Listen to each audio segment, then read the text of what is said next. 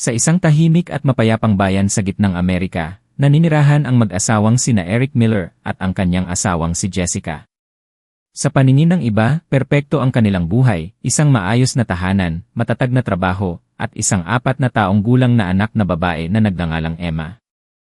Si Emma ay isang batang may mga matang nagniningning na parang mga bituin at ngiting kayang tunawin ang pinakamalamig na puso. Ngunit sa likod ng mga ngiting iyon ay may isang mabigat na katotohanan na pilit nilang itinatago at nilalabanan araw-araw.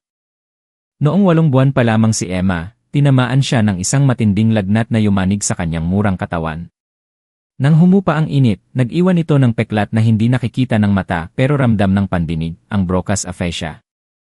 Ito ay isang kondisyon kung saan ang isang tao ay nakakaunawa ng wika. Alam ni Emma ang sinasabi ng kanyang mga magulang, naiintindihan niya ang takbo ng mundo, ngunit ang koneksyon sa pagitan ng kanyang isip at ng kanyang bibig ay tila naputol. Gusto niyang magsalita. Gusto niyang sabihin ang imama, o dada, o gusto ko ng gatas, ngunit ang lumalabas lamang ay mga impit na tunog, mga at na puno ng frustrasyon. Makakabawi siya, sabi ng mga doktor sa Amerika, gamit ang kanilang pinakapropesyonal na tono. Pero kailangan ng mahabang panahon. Depende sa bata. Minsan may naiiwan na epekto, minsan wala. Para kay Jessica, ang bawat araw ay isang pagsubok. Nakikita niya ang hirap sa mukha ng anak tuwing sinusubukan nitong makipaglaro sa ibang bata sa kindergarten. Sa simula, ang mga bata sa kanilang bayan ay mausisa. Bakit hindi siya nagsasalita? Tanong ng isang bata. Baka pipe siya, bulong ng isa. Ang mga inosenteng tanong na iyon ay naging lason. Unti-unti ang kuryosidad ay napalitan ng pag-iwas. Si Emma, na dating masayahin, ay tinawag na ang batang hindi nagsasalita. Hindi siya isinasali sa mga laro.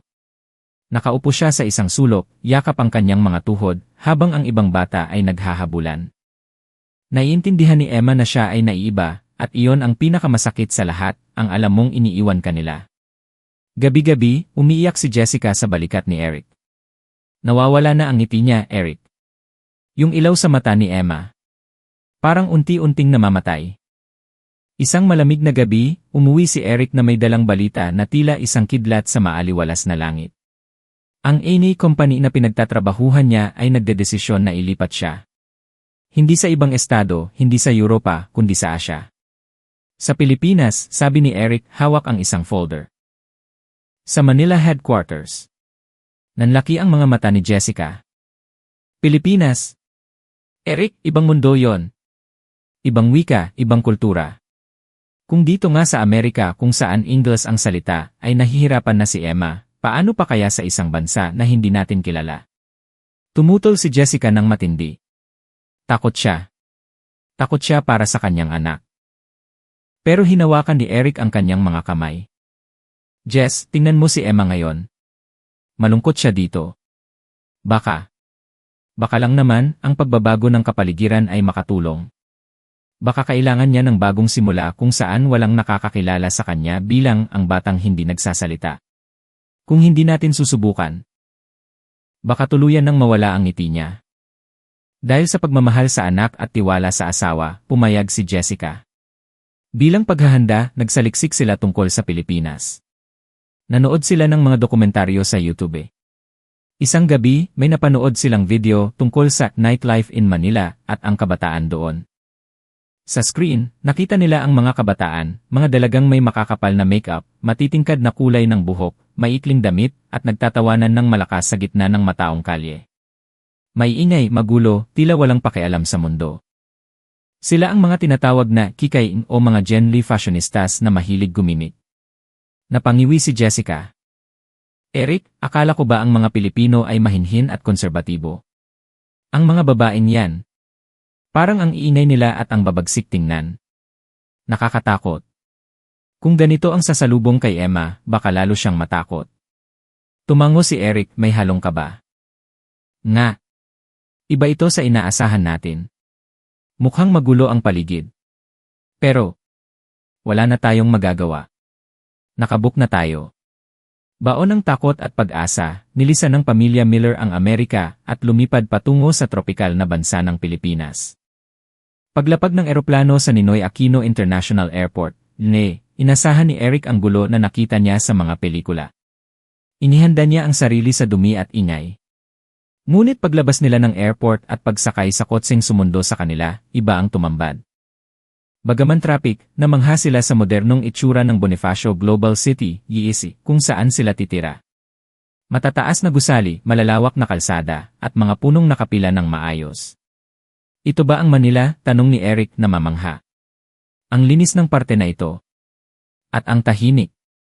Dumating sila sa kanilang bagong tahanan, isang marangyang kondominium na abot langit ang taas.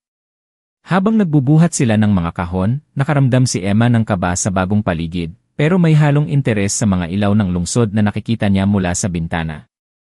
Ang unang insidente ay nangyari noong mismong araw ng paglipat. Habang abala sina Eric at Jessica sa pakikipag-usap sa receptionist ng lobby, saglit nilang nabitawan si Emma. Sa isang iglap nawala ang bata. Emma! Emma! Sigaw ni Jessica, ang panik ay agad gumapang sa kanyang dibdib. Tumakbo sila papunta sa elevator lobby at doon, nakita nila ang isang eksenang nagpahinto sa kanilang paghinga. Si Emma ay nakatayo sa sulok, umiiyak. Pero hindi siya nag-iisa. Isang pamilyang Pilipino ang nakapalibot sa kanya. Isang lalaki, isang babae, at isang batang babae na kasing edad ni Emma. Agad lumapit si Eric. I'm so sorry. She's my daughter. Umiti ang lalaking Pilipino. Ay, hello po. Okay lang po sir. Nakita namin siyang umiiyak.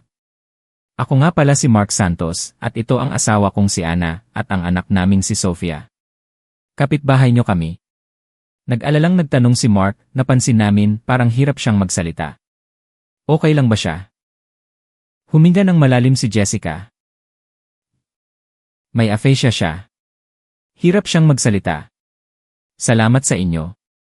Sa pagkakataong iyon, lumapit ang batang si Sofia kay Emma. Inabot ni Sofia ang kanyang hawak na maliit na stuffed toy na tarsier. Hello, sabi ni Sofia sa malambing na boses.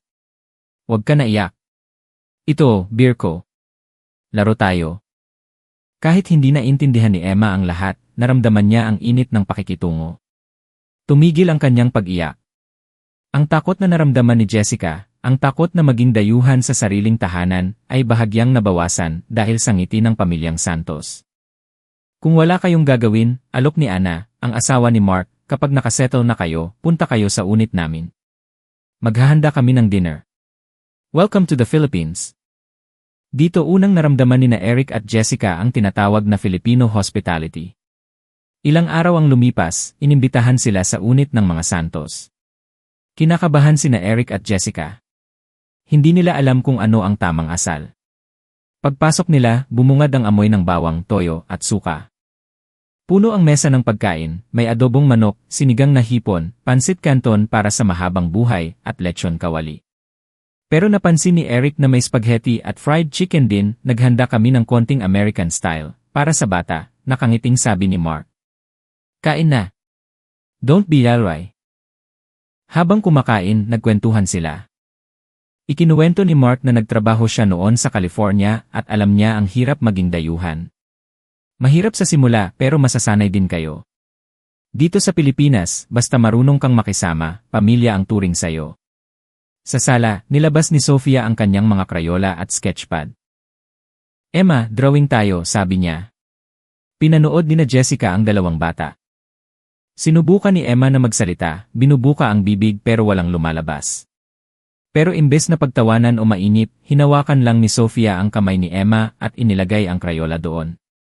Gumuhit si Sofia ng bulaklak at tinuro kay Emma na gayahin ito. Sa unang pagkakataon sa loob ng mahabang panahon, nakita ni Jessica na ngumiti si Emma habang gumuguhit. Tumulo ang luha ni Jessica. She's trying to fit in. She's happy. Ganyan talaga si Sofia, sabi ni Ana. Pinalaki namin siya na laging tumulong. Dito sa atin, ang tawag dyan ay bayanihan, pagtutulungan. Nang gabing iyon, habang pauwi, hawak ni Emma ang drawing na bigay ni Sofia. Tumingin siya kay Jessica at bumulong ng mahina, halos hangin lang, pero sapat na para marinig ng ina. Happy. Napayakap si Jessica kay Eric. Tama ka, Eric. Tama ang desisyon nating pumunta dito. 6 na linggo ang lumipas, naging malapit na magkaibigan ang pamilya Miller at Santos. Inaya sila ng mga Santos na pumunta sa Enchanted Kingdom sa Laguna, isang sikat na theme park. Sabado noon at puno ng tao ang parke. Mainit ang panahon, tipikal sa Pilipinas, pero masaya ang paligid. Namangha si Emma sa malaking estatwa ni Eldar the Wizard. Nang magsimula ang parada, nakita nilang sumasayaw si Emma kasabay ng musika. Ang saya niya, bulong ni Eric. Sumakay sila sa Grand Carousel, at kahit sa Jungle Love Jam. Akala nila matatakot si Emma, pero tumawa lang ito at sumigaw ng tuwo habang nakahawak ng mahigpit sa barandilya. Tuwang-tuwa ang mga taong nakakita sa tapang ng bata. Ngunit nang magtakip silim, nangyari ang kinatatakutan ng lahat. Nasa loob sila ng isang souvenir shop na siksikan sa tao. Na-distract si Jessica sa isang display ng mga manika. Sa loob lang ng ilang segundo, paglingon niya, wala na si Emma. Emma! Emma! Dali-daling naghanap sina Eric at Mark. Nakisuyo sila sa mga staff na mag-announce, pero dahil hindi nakakapagsalita si Emma, lalong tumindi ang takot ni Jessica. Iba ang gulo sa Pilipinas, maraming tao, maingay. Paano kung nakidnap siya? Paano kung lumabas siya ng parke? Maghiwa-hiwalay tayo, sigaw ni Mark. Hanapin natin siya. Ang bawat segundong lumilipas ay parang oras para kay Jessica. Ang masayang araw ay naging bangungot. Sa kabilang bahagi ng parke, malapit sa Rio Grande Rapids, may isang batang babae na nakaupo sa bench at humihikbi. Si Emma. Nawawala siya at hindi niya alam kung paano humingi ng tulong. Gusto niyang sabihing mommy, daddy, pero walang boses na lumalabas. Dumaan ang isang grupo ng mga kababaihan, mga estudyante mula sa isang universidad sa Maynila na nag-field trip. Sila yung tipong kinatakutan ni na Jessica sa dokumentaryo, makakapal ang makeup, matitingkad ang kulay ng buhok, naka-crop top, at may ingay magkwentuhan. Ang leader nila ay si Angel, isang dalagang naka-highlights ng blonde at puno ng accessories ang kamay. Kasama niya si Bea at Clarice. Uy, wait lang guys, sabi ni Angel, sabay hinto. Look at that kid. She's crying oh. Lumapit ang grupo kay Emma. Hi baby girl. Are you lost? Tanong ni Angel sa pinaghalong Ingles at Tagalog. Tumingin lang si Emma sa kanila, punong-puno ng luha ang mata, at tinuro ang kawalan. Sinubukan niyang bumuka ang bibig, Yuh! Nagkatinginan ang magkakaibigan. Hala, she can't speak, sabi ni Bea. Baka she's mute or something. Hindi sila umalis. Sa halip, nilabas ni Angel ang kanyang cellphone at nag-type sa Google Translate app ng malalaking letra, na saan Yenzi Mama Yi Papal, at pinakita ito kay Emma. Umiling si Emma at lalong umiyak. Dumating ang kanilang tour guide professor, isang striktong guro na mukhang pagod na. Angel! Bea! Tara na, aalis na ang boss? Late tayo sa assembly. Ma'am, wait lang po, sagot ni Angel, medyo mataray pero magalang. Nawawala po tong bata oh. Hindi po siya makapagsalita. We can't leave her. Ibigay niyo na sa guard, sila na bahala dyan. Tara na, sigaw ng guro. Pero tumindig si Angel. Ma'am, hindi po pwede. Baka matakot siya sa guard. Samahan na lang po muna natin hanggang makita parents niya. Humarap siya kay Emma, pinunasan ang luha nito gamit ang kanyang mamahaling panyo at mumiti. Don't worry, okay? We will find your mommy. Niyakap ni Emma ang hita ni Angel. Kahit mukhang mataray at maarte, ang mga babaeng ito sa paningin ng iba, naramdaman ni Emma ang kanilang tunay na kabutihan. Ilang sandali pa, nakita nila si Eric at Jessica na tumatakbo, kasama ang mga pulis ng parke. Emma, sigaw ni Jessica. Nang makita ni Emma ang ina, tumakbo ito at yumakap ng mahigpit. Umiyak ng umiyak ang mag-ina. Lumapit si Eric sa grupo ni na Angel, hinihingal. Tiningnan niya ang mga babae, yung mga babaeng akala niya ay mga walang kwentang kabataan, base sa napanood niya sa Ri. Thank you. Thank you so much, sabi ni Eric. How did you? Nakita lang po namin siya crying, paliwanag ni Angel sa baluktot na Ingles pero punong-puno ng sinseridad. She couldn't speak, so we waited. We didn't want to leave her alone. Napahiya si Eric at Jessica sa sarili nila. Hinusgahan nila ang mga kabataang tulad nito noon. Akala nila ay magugulo at mainay lang sila. Pero heto, ang mga kikay na ito ang nagligtas sa kanilang anak. Sorry po, we have to go na po, our bus is waiting, paalam ni Angel. Kumaway siya kay Emma. Bye, baby girl. Be safe.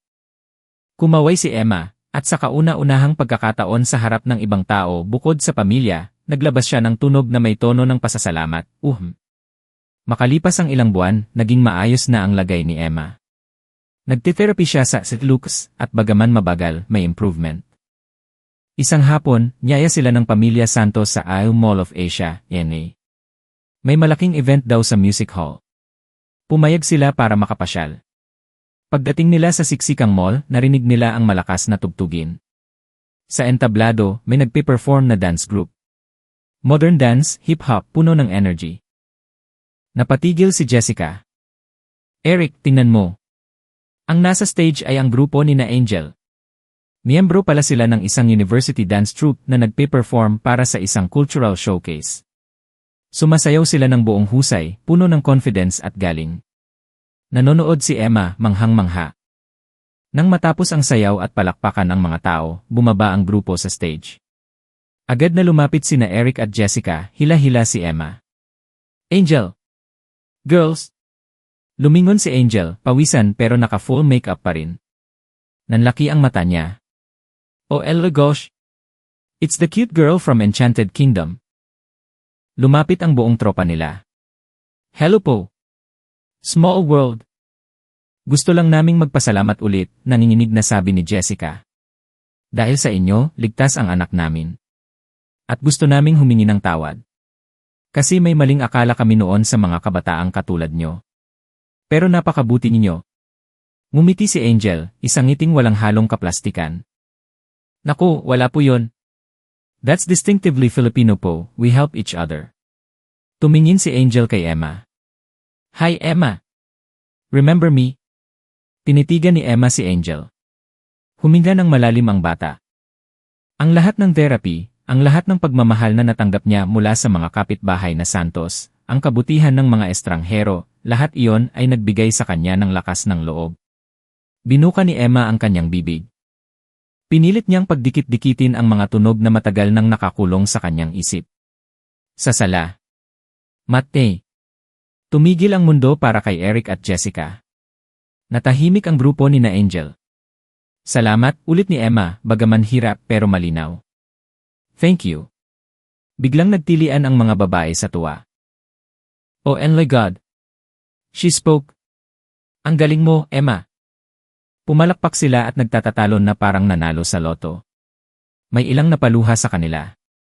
Umiiyak si Jessica habang yakap ang anak.